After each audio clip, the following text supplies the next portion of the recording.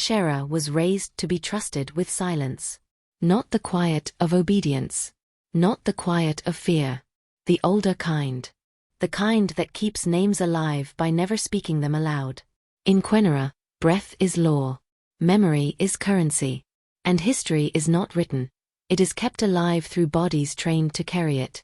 Ashara has spent her life learning which truths must never be spoken, which memories must be sealed, and which flames are meant only to be watched, never fed. But something in her has always refused to stay contained. Not loudly. Not rebelliously. Just, persistently. A hesitation in the ritual chant. A memory that surfaces where none should exist. A heat that does not behave like fire. She is told it is nothing. She is told it is discipline. She is told it is loyalty. Until the day the archive breathes back. When Ashara is summoned into the oldest chambers beneath Veilmark, she expects another test. Another rite designed to measure obedience.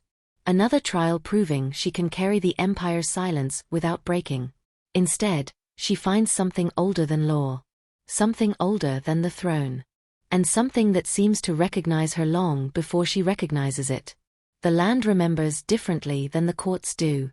The old systems whisper through bone, ash and breath. And when Ashara is forced to sit where memory itself has cracked open, she begins to understand that silence was never neutral, it was structural. She was not trained to forget. She was trained to hold. And now something is asking to be released. The first fracture is small. A shard that should have burned away. A voice that doesn't use sound. A memory that does not belong to her, and yet settles inside her bones like recognition. From that moment, the boundaries between inheritance and fabrication begin to blur. The Empire teaches that history is sacred. Immutable. Preserved through perfect transmission. But the deeper Ashara moves into the archive systems, the bone knots, the sealed scrolls, the living breath records, the more she senses something wrong beneath the preservation. Not decay. Not corruption. Editing. Someone, somewhere, has been rewriting what Kwenara believes is permanent. And the deeper Ashara listens, the more she suspects something even more dangerous. Not that history was changed, but that it was changed before she was born. The discovery does not arrive as proof. It arrives as contradiction. Fragments of chant surfacing where none were recorded. Names that react to her presence. Memory structures that behave as if she is both authorized and forbidden. Even her own claim to inheritance begins to feel unstable. Because if the archive can be rewritten, then inheritance can be engineered. And if inheritance can be engineered, then identity can be constructed. And if identity can be constructed, then who was Ashara supposed to be? The political structure around her begins to tighten as whispers spread. The tribunal watches more closely. The ritual systems begin responding to her unpredictably. Flames dim instead of rise, chants fracture midverse, and sealed chambers react to her breath before she touches them.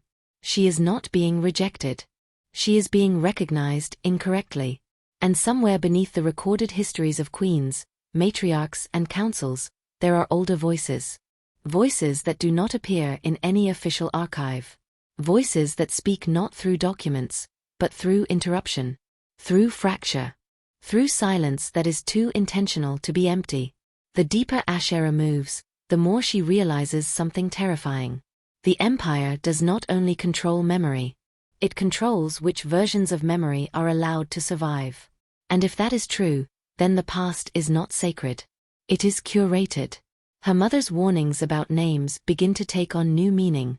The rituals that once felt protective begin to feel selective.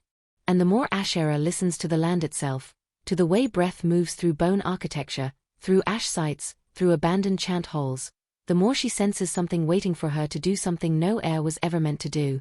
Not rule. Not inherit. But remember incorrectly. The emotional cost begins to surface quietly. If she is wrong, she risks destabilizing everything Kwenara believes holds it together.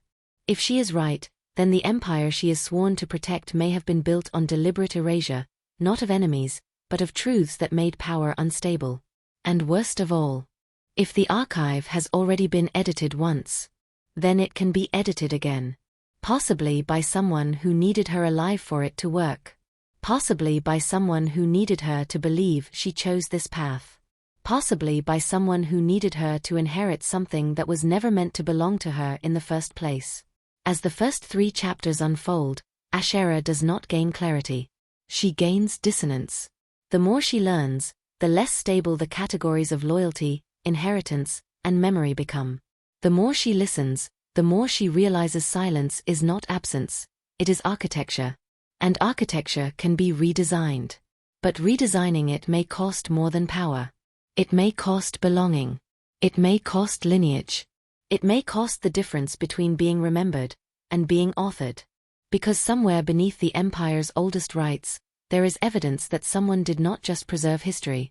Someone curated which future was allowed to exist. And the archive may not be asking Ashara to protect it. It may be asking her to finish what someone else started.